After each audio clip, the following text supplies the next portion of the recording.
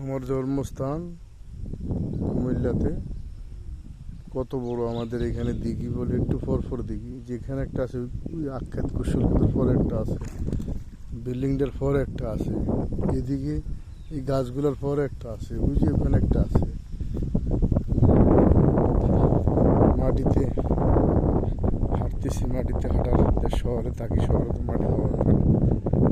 খুবই ভালো লাগতেছে।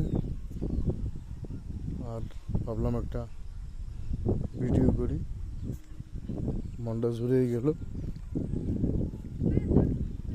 অসাধারণ একটা ভিডিও। গ্রাম আসলে ভালো লাগে। ছোটোবেলায় গ্রামে বড় হয়েছি, গ্রামের ঐতিহ্য খুবই ভালো, অসাধারণ।